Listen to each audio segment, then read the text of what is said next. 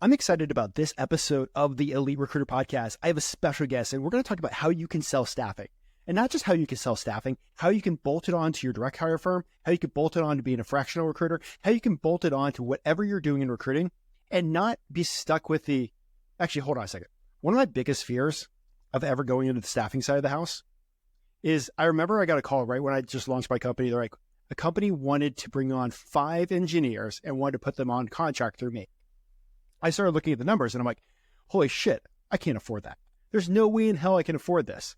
You know, it was a net 45.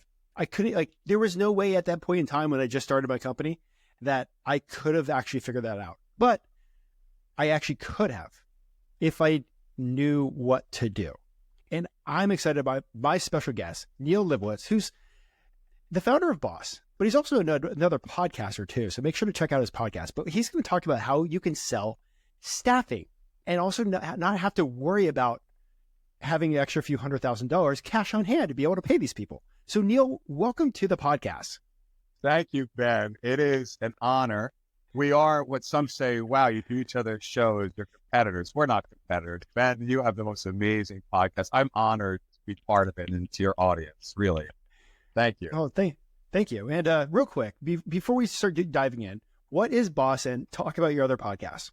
All right. So before we get into that, let's talk about your facial hair, because it's been our ongoing joke. You're the most handsome. What is that? Like 5 minutes? So we're recording. Like, how long? How many hours is that? If you want to go off, I actually thought about shaving today, but didn't because I was going to be having a conversation with you. Because it takes me like a year to grow this, and Ben gets this gorgeous shadow in about 3 hours usually. Yeah, pretty much. Like whatever you have in your face, if you're watching the video of this, like I could probably have that by tomorrow if I shave today. Well, what most people don't realize is it's almost like time-lapse photography. Look at the end of this, let's say 40-minute show. You can see a full beard on him. You don't notice because it's slowly throughout the episode. Just, fast forward to 45 minutes, see the difference. There you go. But all right, yeah. Boss in the podcast. All right. So back office staffing solutions is what Boss stands for. And look, we're a turnkey solution for anything payrolling that you need for your people in the temporary side of the business. We can be the legal employer of record for you. We can talk about that when you want to get into Boss. It's called EOR. We legally employ, we lend you the money. We pay the temps, we employ them, and we take a small cut and we do the invoicing for you. Everything's automated. You need a back office solution, whether it be Boss or one of my great competitors that are out there. But that's what Ben's talking about. We do the funding and the employment. There's no tax filings. There's no unemployment claims. There's no anything. You don't need Secretary of State filings. You don't need unemployment insurance accounts. You don't need any of these things. Workers' comp insurance, professional liability. We have all of it, Ben, as does our industry. Boss does it a little better and differently, but that's what you need to have. So that's what a back office is. That's what I do. And that's my big venture. That's my big business. We do podcasting, Headhunters Live, all that stuff. It's wonderful. Join our Facebook groups. That big Facebook group called The Syndicate that David, Stephen Patterson and I are kind of hosting in the industry. That's going to be really exciting, Ben. That's coming soon, kind of top secret, but, it's not anymore, right? Awesome. So we always get started with a podcast. How did you even end up in this wonderful world of recruiting? Like everyone, I majored in it in college. No, like everyone, I moved into it. I worked for Ernst & Young as a CPA, went to Penn State for my CPA, got my CPA, hated it, got hired by Robert Half, an accountant, then a only $300 million company, soon to become the behemoth they become. And then I worked ever since. I just took off. My first year, I remember I was making $20,800 with my starting salary in 1985 at Ernst & Young, $20,800 as an auditor. And I went there making $30,000 or $40,500 when I left, and I made $85,000 my first year as a recruiter. Now, in those days, 85 grand was like making $300,000 a year. So the rest is history. And then I got on, I became the president of AOC, Accounts on Call, Agilon, and Adecco. And I became a global president. For those who don't know me, I've had a very big, career but accidentally. And let me say this, Ben. I was a perm guy, okay? I started in search for Robert Half. And I was good at it. I loved it. It's sexy. It's what everyone on this podcast loves. But that's all it is. Sexy. And what can you do for me lately? Sorry. And people came to me and they said, Neil, if you want to you have so much talent. They said, if you want to take this industry by storm, the game is temp. And they kept drilling that into me. Robert Half himself told me that freaking thing. Think about that to a group. Robert Half himself, Bob Half, as they call him, little skinny old man, passed. Get into temp. It's where the money is. Look at the sector. How big is it now? I don't even look, because the last I looked, it was over $250 billion. Now, when you're at a fraction of $1 trillion, I don't really care what that number is at this point. The fraction's a fraction. So when you look at recruiters that are only doing search, you've taken a tiny slice out of that sick number, and that's the world you've decided to operate in, okay? It's a very small piece. Now, so we're niche, or you do all the other things, Ben. Mm-hmm. And nope. I'm sorry, there was a stuttering. Yeah. And you're in hyper niche, and you're even at a smaller piece. Then you need to hyper niche. I'm not saying you change all your training, but understand that you need to capitalize on this huge sector, and all of your clients that you deal with all have this full need. They're all surrounded by this fraction of $1 trillion. Let's call it 300 just in the US. Let's call it, hundreds of billions of dollars that you need to play into, okay? That's what it's that's today's call. Yeah. So we're going to talk about how you sell staffing, but I have a question for you. Like, you grew in your career in those companies. Like, why'd you stand out? Why'd you grow when other people didn't? Look, there's a lot to it. It has always been about technology for me. You always need to be with the curve or ahead of technology. Here's the great thing, okay? And everyone could adopt this. The recruiting industry blows, meaning with technology, it's 4, 5, 10 years behind corporate America, which means you can tap into that, because as long as you're ahead of the curve with tech, and I would always find solutions for my clients using tech, and it didn't matter. As long as I thought about it more than they had, I can install an algorithm. I can install a master spreadsheet. I can install a master ATS account for them, where I control all their job recs, right? Think like that. That's how I would do it. So that would be the biggest thing people know me. How do I use a database, technology, data, KPI to be creative to automate your business? That would be a real big one. So jumping into the staffing side. So, like, first of all, like, there's a lot of recruiters out there that are, of course, chasing the perm work. We've had a crazy economy. Like, some sectors are literally on fire, growing like crazy. Some sectors absolutely suck. But one of the things that I've seen, because I've made it through a few different ups and downs, is one of the first things that comes back is contractors. So how do you sell staffing and how do you sell contractors? Is it different than selling perm or other things? So so the answer is yes and no. Let's focus on the no part for this call. It's the exact same thing. Now, you can get into staffing and consulting, which you need to do. You need to serve your audience that you deal with, that you make these cold calls on, that you watch all these podcasts on. Once you have it, you have to milk it. I hate to use that expression, but pretend it's a teat. Why are you only extracting out the beginning of that milk, which what you have when the udder is filled with beautiful nutrition that you can, if you don't want it, give it to others and sell that to someone, okay? That's the point. That's the analogy.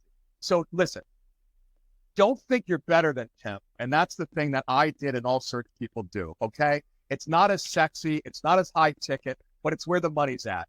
We'll talk about that on future shows. You get and everyone knows it anyway. You get a multiple on temp, 6 times the profit. You get no multiple on perm when you sell your business, a multiple of revenue, multiple of profit.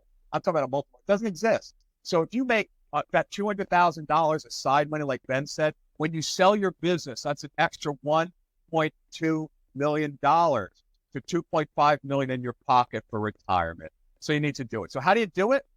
Here's a simple way, Ben. I want everyone to do 2 things for this call. One is any unemployed person you come, anyone from now on who is not working or they're about to become unemployed, where they can possibly consult, temp, contract, 1099, whatever you want to call it, depending on their level. I need you to look at them that way and figure out how you monetize that scenario. That's the first thing. Unemployed candidates in your existing job orders, okay? Look at it that way in your work. Second thing I want you to do, and this is something I want everyone to understand, is you need to break every job order you get into two distinct orders from now on. The search that you're working on, and then the temporary solution to it. Now, don't stop what you're doing, okay? You're going to still work on that search exact same way that Ben and I and everyone have trained you on. However, you can say, Mr. Client, there's another angle we need to do. And what I'd like to do, the way I propose we do it, is I'm going to look for people that can consult for you. It depends on the situation, okay, and the level, but it's all going to be the same thing. Now, these are people that are different than the search side. These will be people specifically out of work or wanting to consult or do whatever, or temp. The advantages are endless to go that route, but we're going to do both. So we're going to deal right now on the search side like we just ended, and now we're going to add I don't want to do that. Oh, no, you do. Hear me out. We all want to go perm. No. Hear me out, sir. Listen to me. This is the way to do it unless you say no. And now the benefits are endless. You're going to sell it. Why? Come on, guys. You can't interview people. It's why we have all these guarantee issues. It's not your responsibility to get them in there and then have them get a paper cut, hate the boss or the nursing system, quit their job, and then demand a refund from you. You find people, right? So the best interview you can ever have is someone temping there. You will place people that would never interview well, would never get the job. These people that they're walking perfect fills. They don't dress well, they don't talk well, they get nervous, but they're a great temp. The level for a contractor or a temp is so different because it doesn't become this search thing. It becomes this person that's coming in to help solve a short-term problem, or maybe be trained, or try before you buy. It's this great person. They might not be as better as the other, but they're perfect for this background. Try them. It's the best interview you can ever have. And it's going to be cheap. It'll be the same rate. You don't have to pay benefits. You don't do anything. I payroll them. We'll invoice you in a month. Net 45. Like, I work with you. We're going to keep that deal going. Or talk to boss. They'll work with you on 30 days. Hey, that's what you got to do. And I'm telling you what's going to happen is you're going to start building up your temp business across the board. And you're going to have 1, then 2, then 3, then 4, then 5, then 10 people. And then you're going to start having a multiple. Then you're going to start being known for people that can provide temp and contracting solutions, and they're just going to start coming to you. And then you're going to find, guess what, Ben? What? 80% of the time, your close ratio, when you have a perm search deal and you solve it on the temp side, or one of your competitors puts a temp in there, they get the position 88, 90% of the time. Google it. How much is your close ratio as a perm? 15 to 25, we know. 15 to 25 for the masters and pinnacle, and 13 to 15, 18 for the masses. Less if you're in other groups that teach you how to mass email, right? What else? That's the training for today, Ben. Let's break it down because that's all you need to do. It's that simple. Everyone look at them as unemployed and how you can make money and how we can solve a problem of your client. And then every job order, separate it and negotiate it. That's how I was taught by a great guy, Brad Violet, in my company. Separate and negotiate. No, and same deal with temp to perm. If someone comes to you as a temp to perm, say it's great, but I also want to go the perm route. Always go into two. Always solve your client's problem with both angles. Even though you're coming in here, come in with both and start that way. If you want to learn how to build the rest of it, join Boss. We train our people. We're having training coming out. David's going to train the people out. But honestly, Ben wanted to know, how can we do it today? Right, Ben? How can we watch this podcast and walk around with a simple way that I can jumpstart my business? And that's it, Ben. I got nothing else other than I can add color to that. Well, okay. So we have a conversation. We get somebody that's like, hey, yeah, no, I'm down for to bring this on as a contractor. We reach out to an employment record company like Boss, like contract wise, like my contract says, 25, 30%. I don't have a contract for, like, what do I do now? So honestly, outside of to ask ChatGPT. Totally. Talk to me or any employer of record. They all have contracts. We have contracts. Will be addendums to your existing one. Boss can either enter into a boss. I sound like so New York. Boss. Well, you're from New York. I know, but I don't talk like that. I say boss. When I was young, I said boss, coffee, orange. My parents were from Pennsylvania, so they didn't like that very much. So they changed it. Anyway, we digress. What was my last point? So So it's easy just to get like an addendum to your contract and just like stick it on like the second page. The tricky part, look, we have a book that people need to download. It's called it's backofficestaffingsolutions.com/staffing. Then you can put that up in an overlay. And that's the book. It'll tell you exactly how to price it. But basically, Ben, here's what you want to do. So it's a great question. You don't want to bastardize your search. So you want to make the same margin as the bottom line. So if it's a $100,000 person, it's a 30% fee. You want to make 30 grand on the temp side. Okay. So if it's a $100,000 person, it's a $50 an hour salary. If you mark it up 100%, that's $100. It's a $50 spread. I know I'm going fast. People can slow it down. That spread times the amount of hours is the discount you'll give off of your $100,000 or off your fee that we just had, your $30,000 fee.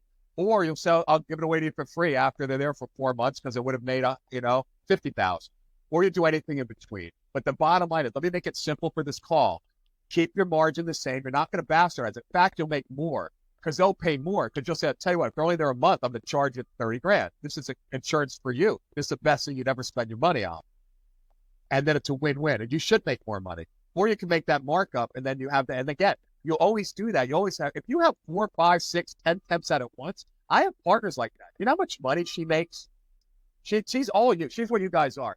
On us alone, she'll make 600, 700 grand in commissions that we really get the commission, but we pay it out because we're the employer. She off of us. That's her side gig by having these 10, 12 people out at that, by doing that when they need them. And she's all search. If she ever wants me to give the name, I will, because she's the most amazing thing out there. But because I don't see people monetizing this like her, I don't get it. Why is there so few people that come to Boston in your world, Ben, that do this? In my old world, I don't get it. I mean, it's a combination of you don't know what you don't know. I mean, like exactly how I started the podcast. I was like, I had somebody that was like, they knew me so well as a recruiter. I've done such a great job, and when I went on my own, they're like, can you like do contractors? And I was just like, no, I could do direct placement. They're like, we need contractors because that's the way the government sets up how we get paid. And I'm like, all right, pleasure knowing you. Well, let me say this. I did, you could ask, how did I get into Boss? It wasn't this good Stanford business plan. Oh my God, Neil's background's perfect for it. I lucked into it. I was a trainer in the industry after I left Adecco. I became a well-known trainer for those of you who know me, right? You see me out there. A lot of best people know me. And I lucked into it. I remember recruiters came to me like, hey, Neil, do you know what an employer of record is? Can you refer me to an EOR? I'm like, what the hell's an EOR? I didn't know what one was. And I Googled it. I'm like, oh, that's cool. And if people to where I eventually worked, they were one of the largest. And then I learned, and I lucked into it because as a trainer, you get money referring people places. And I eventually referred people to EORs. I think it's 6 figures on the referral fee, amongst other things. That's what happens. That's what influence, right? Wow.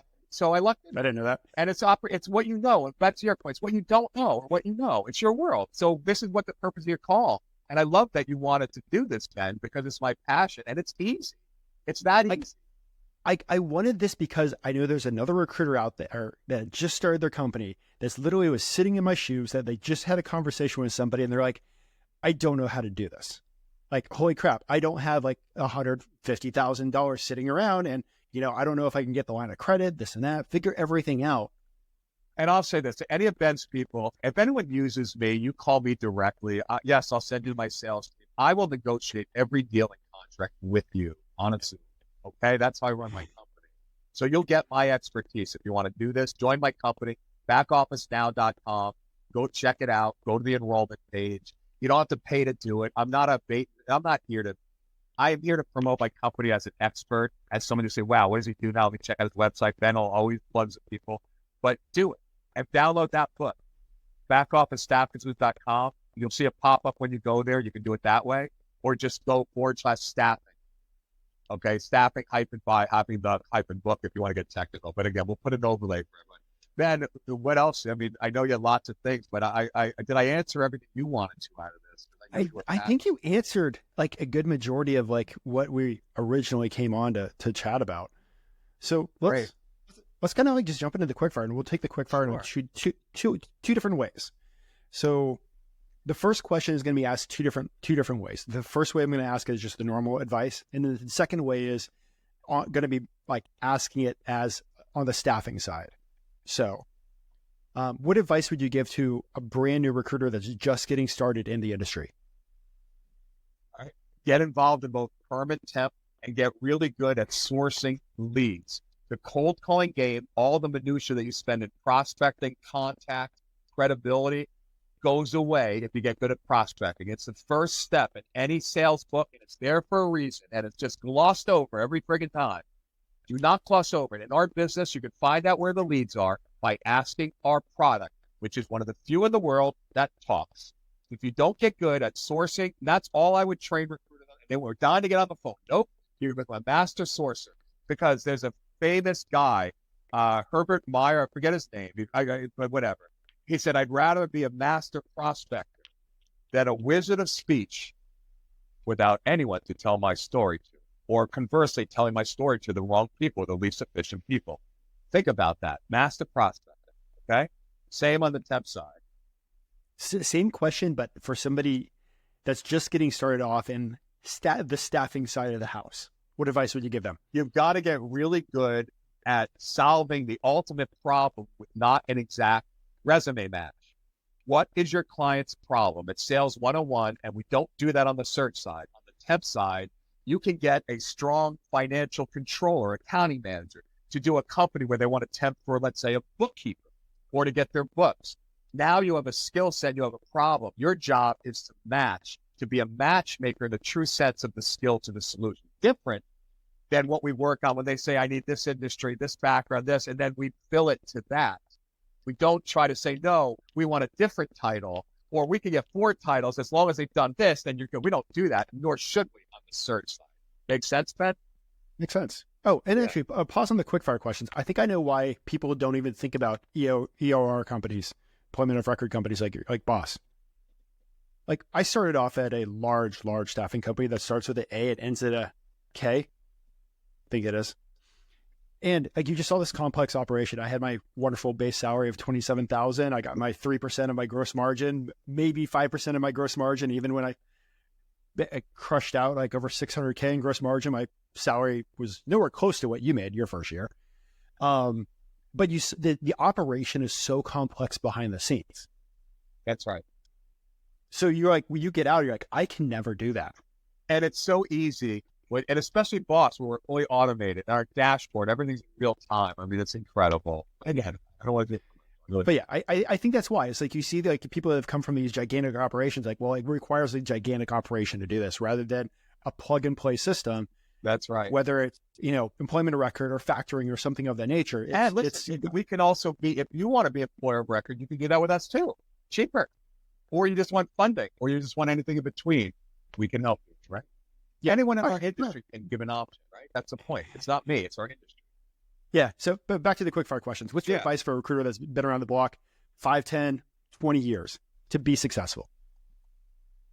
They got to enhance the contracting side of the business and solve solutions. Look at that. Look at it like the udder to that gorgeous nutritional milk and beauty that sustains life. Now, I'm serious. You have to milk. Milking implies it's a bad thing. It's bad for the cow. They love to be milked for a lot of reasons. They look like they're happier than hell. But meaning it's very serene. When you're discussing, I'm going to. It's going to go to the next question. And okay, let's please go to the next question and leave it to the people's mind. It's a beautiful analogy. We're actually going to the next question. All right, and your laugh was hysterical. I've never seen you laugh that hard on a show. Don't edit it in. Do not repeat this. After all your years of recruiting, what is the craziest placement story you have? Oh, my God. Well, if you remember the Long Island Lolita, Amy Fisher, people will remember her. She was a really famous movie that was made about her. She ended up, people who are older will know Amy Fisher. She was as big as the story gets in the news all over the world for basically hooking up with this Italian-y guy from Long Island. She ended up shooting the wife. She was like the 15-year-old girl. He was like this 50-year-old man. Shot the wife point blank in the head. She survived. And his name was Joey Buttafuoco. And anyway, she came to our agency with a fake name and we placed her, and we found that it was Amy Fisher, because all the time we're like, you look like Amy Fisher. And we placed her at the company. They said, dude, you just placed Amy Fisher with us. Okay, that's crazy. Let Crazy. me tell my fake helicopter accident story. It's a sick, but keep in mind, I'm bound to have these stories running gigantic companies, but you asked for the craziest. Yeah. I have shooters. I have someone that took guns out. Ooh. Yeah. I mean, like crazy, horrible stuff. All right. And back in the day when they actually wouldn't shoot, thank God, where it was just a threat. Yeah. In the day. That's a whole other story now. But no, I know. Don't get me started. But anyway, yeah, a lot of crazy stories. Favorite book that has had a huge impact in your career? Wow. I and you warned me about it. It's going to be Tom Hopkins' How to Master the Art of Selling. And why? Because he was a pioneer in it. And it was already an old book by the time I read it. Now we're talking about 40, 50 years old. But you're never going to see sales broken down into a science like this guy did. And it's the first light bulb that went off. It's the first book that someone made me read. And it changed everything for me and how I would structure training as a trainer, how I would apply his techniques to my secrets and my boot camps in the staffing industry, and what the best people I saw did, and they taught me. So that would be the foundational sales book. And it's so old school, it's beautiful. How do you get people to say yes? How do you get people to like you? How you mirror, monitor them? How you change your pace like them, right? Like a Ben, if you and I were going out, talking business, I would totally be your vibe. I would totally be your chill vibe, right? Of course. This is how I am when I'm not presenting anyway, because it's much more, people would like a slow vibe, right? It's much more engaging when you talk to someone like this. Don't talk like this. Well, on that note, like, as a former trainer and everything, what do you think it keeps recruiters from being successful? Themselves. People are sometimes successful in spite of themselves. And listen, it's human nature. People aren't honest with themselves. It's really hard to look oneself in the mirror, even if you're the most perceptive person with other people. That's called human nature. So you need to take cues from others, or you need to know it's human nature. I'm going to really be self-aware and self-critical. Why am I not making these cold calls? Why am I not getting these leads? Why am I not creating podcasts? Why are you not doing any of these things that you get motivated on that you don't do? You can't lie to yourself. So be honest with yourself, get out of your own way, and don't be defensive. And that's what I've seen my whole career. Human nature is people don't want to admit that they might be wrong or there might be a better way. And they're so steadfast in their way of thinking that it becomes their Achilles heel. And my friend, I'm talking about most people on this call because it's called human nature. That's what I train on, industrial psychology. It's what I went to my master's stuff on. That I didn't get my master's, but that's what I was going for on it. Beautiful. So, very interesting. And then kind of the next step in that question, what do you think has been a major part of your personal success? Because you've grown, there's probably a lot of people that worked in those firms that you did, but they probably didn't have a atmospheric career that just skyrocketed like you did. Like what, what is, it's a great question. And I want to be humble with it. You need to bring in people better than you or as good as you, and know that you're not the smartest guy in the room. And I was born one of the smartest guys in the room. This is my mother. You can't have that attitude. You have to be a sponge. It's the same thing. It's the same thing. You can't get in your own way, especially when you become a leader. You have to know that I don't know enough. And what am I not good at? How do I constantly refine? And you got to look yourself in the mirror even faster. So I think I just got better. It forced me to do it. It forced me. I had training. People say, Neil, you talk too much. You're the face. Like you have to be self-aware and evolve. So it doesn't matter what but that was my key. And as long as I did that, my bosses that got my own way, they saw me as a spitfire. I always became their boss. They were idiots. They should have embraced me as their partner, someone that they are proud, not try to make it me against them. They lost every time in a big company. They always will. I didn't know that the very first time it happened, but it's happened 15 times. I become my boss's boss and my boss's boss's boss. That's when you see it. People skyrocket. That's the secret. Just evolve and take on stronger people. And it's all books have been written about it. If I find someone that blows me away, don't be intimidated by it. You know that they're only going to make me. If I attract and keep that person, it's always a reflection on the leader. Why don't leaders know that? Why are they so? That's a whole other podcast. Yep. another day that we It can is. go into It is. detail on And I that. could talk about all of them because I've witnessed the horrible bosses that everyone on this call has. We've all had the horrible ones and the great ones. Oh yeah. And I mean, wanted I'm to sure. be the great one. That's all. I just said, I know what I hate. Let me take the best of the best and let me get rid of the stuff I hated from people that suck ass. And that's what they did, man. They sucked. They were shitty people, shitty managers that really could have destroyed me. And they destroyed a lot of people on this call, but we didn't let them. And F them. Kudos. Joke them if they can't take an F, as the joke says. Anyway. Well, if you can go back in time and you like everything you know now with all your experience, the ups and downs, the thing, all the crazy places you've worked, the things you've learned, if you could have a cup of coffee with yourself or a beer with yourself, the first week that you became a recruiter, what would you tell yourself for advice? Go into business for yourself. Be your boss. Be your own boss. Why I waited so long. I don't care what the road was there. It's the corporate America, Ben, it's another show. I want to do this one with you. Corporate America is horrible. And everyone on this call knows it. And I again, you asked me for that would be the one thing, Neil, and I would have been an entrepreneur, like with a boss, much earlier. I got into, dude, I'm 60 years old now. I only started this 4 years ago, and I've been back office for 12 years. I started in back office when I was 48, for the love of God. I wish I did that 28. I do. I had the skills then. I was scared at everything because I had the easy corporate gig. I was scared, just like everyone out here is scared to do new things. I'm just like you. We're all the same. Human nature, man. Did you, during that time, did you think about being your own boss? Was it kind of like on your shoulder, or is it just like you were just No, never. It never was. That's what's so interesting. Ever. Because I was my own boss. Once you get, it started with me at sleepaway camp, summer jobs. Once you kind of become the boss and you get in the end with the people that own the place, they forgive you everything. You get the secret keys to the kingdom. And it's unfair. It's what I hated. Because then I have to be SOBs to people beneath me.